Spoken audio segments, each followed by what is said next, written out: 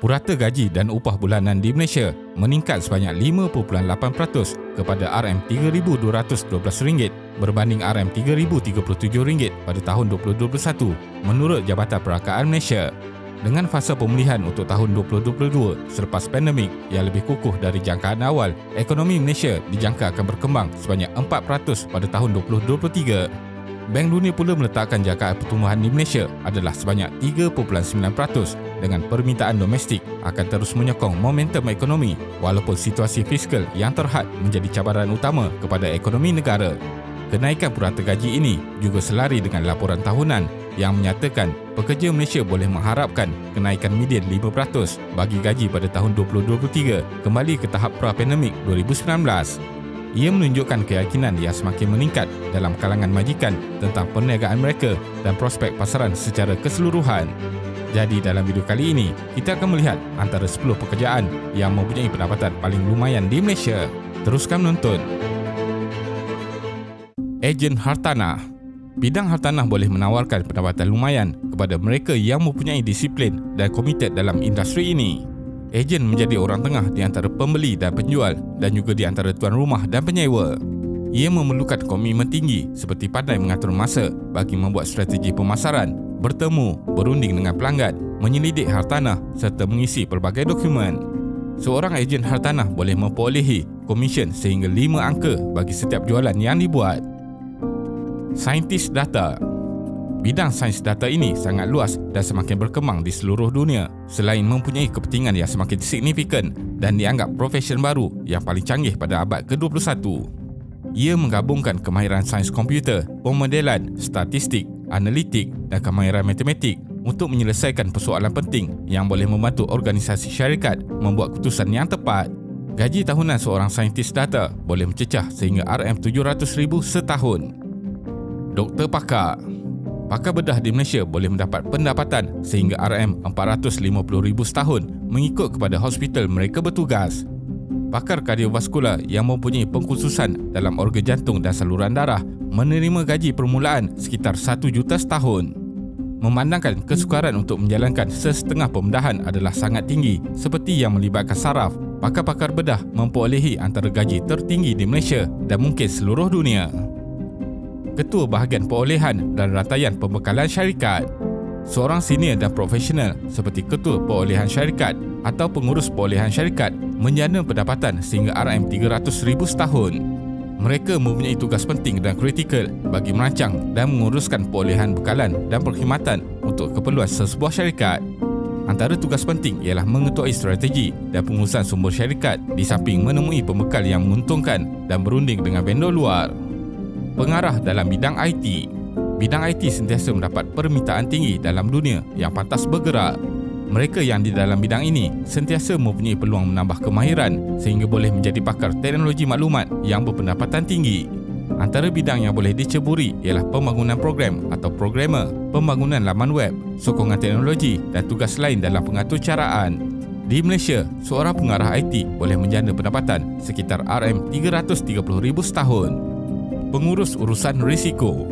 Pengurus senior dalam industri melibatkan insurans ini boleh menjana pendapatan purata RM390,000 setahun. Mereka bertanggungjawab menguruskan pelbagai aktiviti melibatkan insurans dan kewangan seperti menilai risiko berkaitan tuntutan kesihatan pelanggan. Mereka akan menilai faktor-faktor yang membolehkan pelanggan mendapat tuntutan yang setimpal di samping memastikan syarikat kekal bereputasi dan dipercayai dalam industri. Pengurus operasi. Seorang pengurus operasi dalam sektor minyak dan gas, kejuruteraan dan pembuatan menjana pendapatan kira-kira RM450,000 setahun. Mereka bertanggungjawab memastikan operasi dijalankan adalah selamat dan mengikut spesifikasi industri. Mereka akan menilai proses yang dilakukan supaya selari dengan plan dan objektif syarikat. Tugas yang penting ialah memantau dan menganalisis data prestasi operasi untuk menilai bahagian yang boleh ditambah baik. Pengarah bahagian jualan. Jawatan ini sangat penting dalam sektor telekomunikasi, penjagaan kesihatan dan sains kesihatan dan boleh menjana pendapatan sehingga RM500,000 setahun. Ketua bahagian jualan bertanggungjawab di lokasi berbeza mewakili syarikat dan menguruskan pegawai-pegawai jualan yang lain di bawahnya. Mereka akan bekerja secara berkumpulan untuk memastikan sasaran jualan dicapai dan operasi melibatkan jualan produk berjalan lancar. Pengarah jualan akan membuat strategi jualan atau pemasaran terbaik yang memberikan keuntungan maksimum kepada syarikat dan boleh memenuhi kehendak pelanggan. Kepakaran yang diperlukan ialah menganalisis sumber data yang besar dan trend pasaran yang sentiasa berubah-ubah. Ketua Perunding Korporat, ketua bahagian guaman yang terlibat dalam sektor korporat seperti perbankan dan kewangan menjana pendapatan purata RM540,000 setahun. Jawatan ini memerlukan mereka menjadi penasihat untuk sebarang keputusan diambil oleh ketua-ketua eksekutif dalam industri penting yang berkaitan dengan pengurusan wang dan aset. Peguam yang bertanggungjawab akan memastikan semua aktiviti syarikat berlandaskan undang-undang, menilai risiko dan menganalisa strategi terbaik untuk digunakan dalam sesebuah organisasi yang besar seperti bank dan syarikat pelaburan.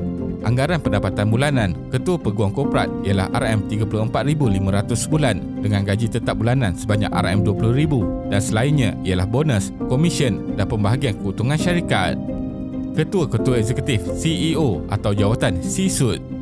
C-Suite merujuk kepada gelaran eksekutif kanan yang bermula dengan huruf C iaitu Chief, termasuk Ketua Pegawai Eksekutif CEO, Ketua Pegawai Kewangan CFO, Ketua Operasi Pegawai COO dan Ketua Pegawai Maklumat CIO. Di Malaysia, gaji paling tinggi bagi Ketua Eksekutif ialah dari Genting Malaysia Berhad iaitu Tan Sri Lim Kok Tai dengan pendapatan sekitar RM12,611,667 sebulan. Industri perbankan juga sangat lumayan dengan ketua-ketua eksekutif bank yang terbesar di Malaysia menjana pendapatan jutaan ringgit setahun. Gaji bagi CEO public bank ialah sekitar RM3,174,417 sebulan, manakala Maybank pula ialah RM660,178 sebulan. Jawatan sebagai pengarah urusan syarikat perbankan ini sangat berisiko tinggi dengan tanggungjawab penting mengendalikan sejumlah besar wang dan aset. Mereka juga perlu memastikan polisi bank yang diguna pakai sentiasa menjana keuntungan. Mereka yang menyandang jawatan ini juga mempunyai pengalaman yang luas dan mendalam dengan kelayakan yang tinggi. Itu adalah antara 10 gaji tertinggi yang boleh didapati dalam pekerjaan di Malaysia, tetapi ia bergantung juga dengan syarikat dan kemampuan individu terbabit. Namun begitu, terdapat lagi satu cabang untuk menjana pendapatan yang tinggi jika ia dilakukan dengan betul, iaitu industri e-dagang. Melalui Universiti Tun Hussein On dengan kerjasama Export Overseas Academy telah membuka peluang kepada orang ramai untuk memahami pasaran antarabangsa dan mendapat pendapatan dalam mata wang asing. Ini adalah peluang besar untuk meningkatkan hasil daripada mata wang dunia melalui e-dagang global. Dr. Zul Arifin Ma'ruf, seorang pensyarah berpengalaman dalam platform eBay dan Amazon, memimpin program usahawan muda di bawah Export Overseas Academy. Beliau juga mempunyai 2 gudang di Amerika Syarikat dan Australia, menjadikannya pakar dalam pasaran global. Modal untuk memulakan perniagaan di pasaran global boleh serendah RM50, terutamanya jika memilih produk dengan modal rendah untuk mendapatkan pelanggan yang tinggi. Dropshipping juga merupakan pilihan untuk memasarkan produk ke luar negara tanpa menguruskan stok atau penghantaran. Kelas Dr. Zul Arifin mencukupi 5 bahagian utama, termasuk penubuhan akaun eBay, pemilihan produk yang laris, mengatasi masalah akaun disekat, mencari penghantar yang berpatutan dan cara menubuhkan gudang di luar negara.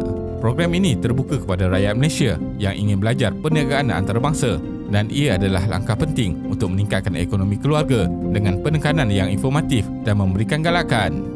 Jangan lepaskan peluang ini untuk memahami pasaran global dan meningkatkan kewangan anda. Duduk Malaysia tak apa. Kesimpulannya, tidak dapat dinafikan, gaji adalah aspek utama yang dipertimbangkan ketika menerima tawaran pekerjaan, akan tetapi adalah penting juga untuk mengimbangi antara gaji dan gaya kehidupan yang positif. Pada masa hadapan, pekerjaan yang akan mendapat permintaan tinggi adalah seperti data analisis, keselamatan cyber, pemasaran digital, teknologi blockchain dan teknologi kecerdasan buatan AI. Terima kasih kerana menonton dan jangan lupa subscribe. Jumpa lagi.